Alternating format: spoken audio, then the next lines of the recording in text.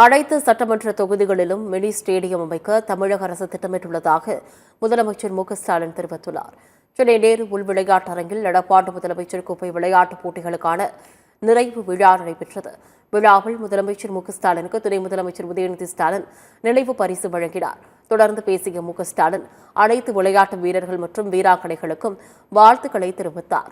கடந்த 4 ஆண்டு திமுக ஆட்சியில் விளையாட்டுத்துறைக்கு மொத்தமாக 1945.07 கோடி ரூபாய் நிதி ஒதுக்கீடு செய்துள்ளதாகவும், தமிழ்நாடு போல் வேறு எந்த மாநிலத்திலும் விளையாட்டு வீரர்களுக்கு இதுபோன்ற உதவி கிடைப்பதில்லை எனவும் கூறினார்.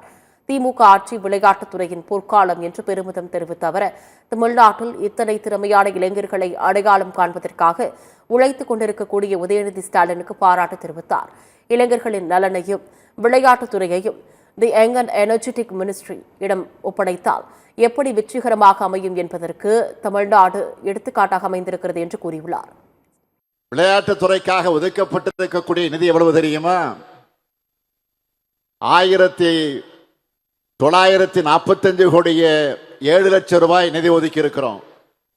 234 சட்டமன்ற தொகுதிகளையும் மினி ஸ்டேடியம் அமைக்கப்படும் அறிவிச்சு தலா 3 கோடி ரூபாய் செலவில் இதுவரைக்கும் 75 தொகுதிகளில் விளையாட்டு அரங்கங்கள் அமைக்கப்பட்டு வருது. இப்படி எத்தனை விருதுகள் தமிழ்நாட்டை தேடி வந்தாலும் நாங்க பெருசா நினைக்கிற விருது எது தெரியுமா? தமிழ்நாட்டில் ஸ்போர்ட்ஸை கேரியரா எடுத்த நிச்சயம் நம்மால சாதிக்க முடியும்னு நம்ம அரசோட திட்டங்கள் மேலேயும் முன்னெடுப்புகள் மேலேயும் நம்பிக்கை வச்சு இத்தனாயிரம் பேர் இந்த போட்டிகளை பங்கெடுக்கிறாங்களே, உங்களுடைய இந்த நம்பிக்கை தான் எங்களுக்கான பெரிய விருதாக அமைந்திருக்கிறது.